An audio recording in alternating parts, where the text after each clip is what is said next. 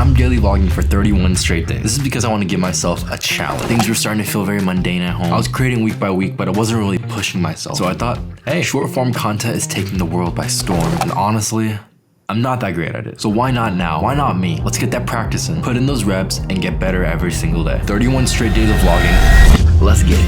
Wait, Cole, say it again. Alright, first, let's create a plan. Knowing myself, I can't shoot and edit all in the same day. Like, your boy info like that. So let's build out a sustainable schedule. First, I need a day to shoot. Gather all the clips needed to tell my story. Second, I need like an evening time or just time during the day where I can just sit down and edit. And lastly, I just need a day to post it all. So this means for a start date of December 1st, I need to start recording on December 29th and start editing on November 30th. If we keep the system going, after day 3, every single day I'll be multitasking by shooting, editing, and posting different stories all in one day. All right, let's do this.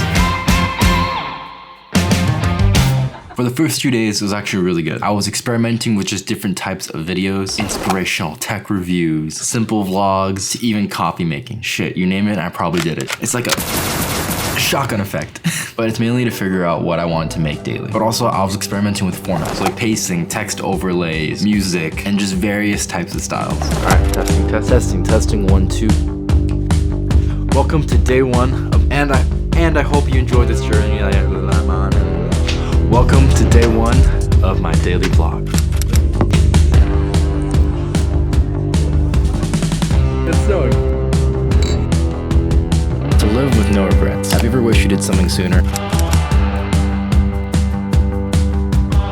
blink of an eye, it goes from day to night.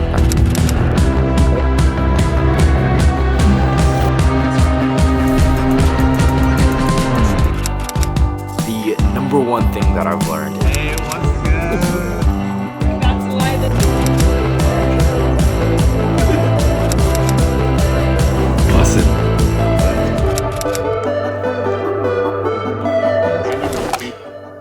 After about a week of creating, it actually started to hit me. Days 9 through 12, this is where it got incredibly challenging. So I had a list of ideas of what I wanted to create, but nothing seemed to really fit. I just kept going down my list and I kept thinking, maybe this idea or that one, but it just like nothing felt right for the day. So I was just kind of creating just to create, and you can kind of, you can see in the videos, but I wasn't very like, I kind of lost that spark. Say. I was really trying to balance something that would stick with you guys, the audience, while also making it simple and digestible. I felt like all of my topics and ideas were very comprehensive topics that would take more than about a minute to really dive deep and explain everything. Honestly, during this time, I was really starting to doubt myself. I wasn't sure if I was going to be able to finish or even keep creating daily. I felt like I hit a wall and there was no way I was going to climb past it. All my videos felt bland and they weren't really doing that well performance-wise. I wasn't getting a lot of views. I wasn't happy with the videos as well. Just it all felt like it was all gonna go downhill and I was actually gonna fail the challenge. And it sucks because it's such a public thing that I put myself out there, and I didn't want to just stop. I wanted to be a man of my word and step up to the occasion.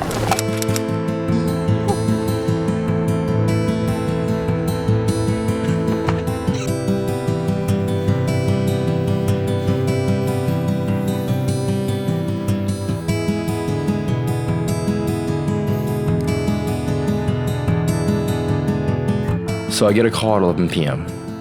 Hello? Hello? Wait, Cole, say it again. We're gonna go snowboarding tomorrow. Be at my place at 7 a.m. Let's go. Guess we're going snowboarding. So right about halfway through the challenge, me and my friends actually went out on a snowboarding trip over in Mount Baker, Northern Washington. And if I'm being honest, this really sparked a new sense of energy and emotion, and it felt good. It felt very genuine to who I am and what I want to be creating on my platform. It's a sign you just couldn't read it. Energy is heavier than elephants. This open mind's always feeling. Oh, so exposed to the elements. We define what is relevant. The blessings all started settling. Trying to be a resident. It's so inviting, but can you hear the moon? So during these days of day 14 through 20, I felt the most inspired. I was also traveling over to Utah and Salt Lake City for a wedding as well. So being able to document that and what was going on in my life, that's something I really enjoy. But can you hear the moon? Howling back at you.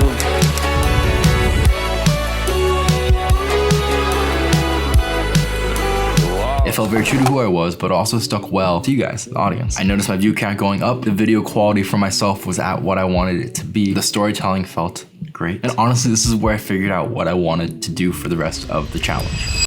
And it was just a vlog. Keep it simple, record the day and whatever might be happening, even if it's just you going to work out or edit, and just live your best life while you're doing this. The streets feel alive. We're mixed with light. Ghost town blocked out, and life shines back. Goodbyes in the glass on a train, on a boat, on a plane, so you can feel the rush again. And it's never coming down. We're invincible. Honestly, that perspective shift made the rest easy. This is where I started to really figure out my style and what works best for me and what I really enjoyed out of making these. My sister was also in town, so it made each day special on its own, and capturing those moments just felt right. It felt authentic and true to myself, but at the same time, you guys loved it as well. I had a video get around 8,000 views in the first few hours, and that's when it hit me. This style, it could work. Put it down and around.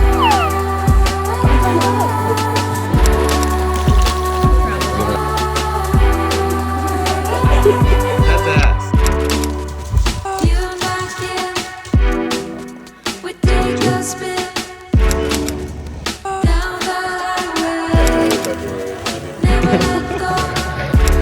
So we drive to the show and we shout, we don't know how it goes, so good to feel the rush again. And it's never coming down.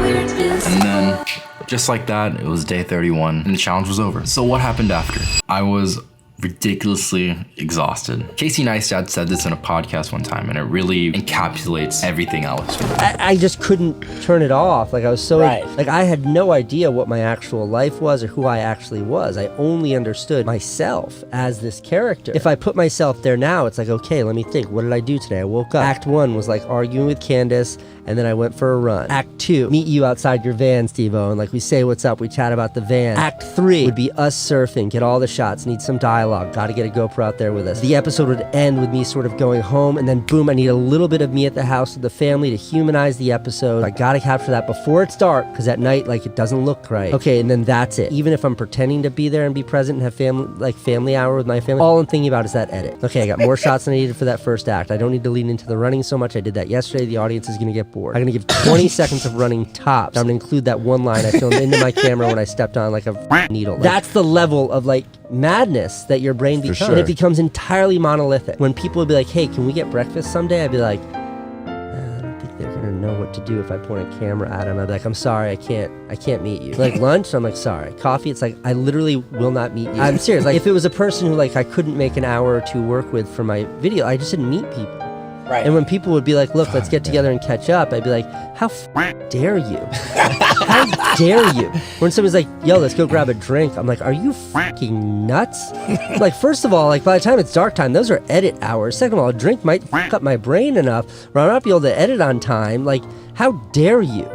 And it became like, that's what I became. Like I became a monster. Yeah, and turning that off was really hard because the crazier I got, the more it was sort of rewarded, the more success I got. When you're making, shooting, and editing all day, it's just an unhealthy lifestyle to live. It may not have been to the extremes of Casey, but I felt glimpses of it where I had to think, oh, would this make sense to put in the story? Is this interesting enough? Is my meetup with this person fascinating? If not, I'm just not gonna put it in. I had points where even my friends were like, oh, you're not vlogging this? And to me, that just made me feel so shitty. Like, I don't mean it like that. It's just it's just the after effect of all of this. When you start to pick and choose things to put in your daily movies and films, it changes you and the way you interact with life as a whole. And at the same time, I felt so much lack of motivation after. I just did not want to look at another video timeline. Like, I didn't want to record anymore. I just wanted to have a break.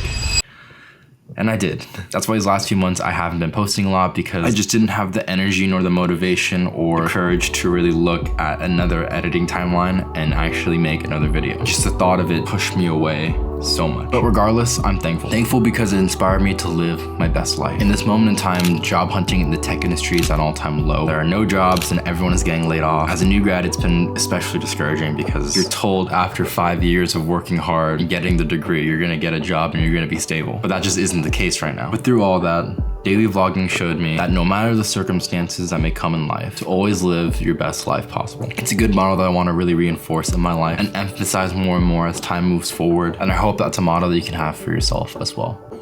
Cheers to living our best lives, my friend. Woo!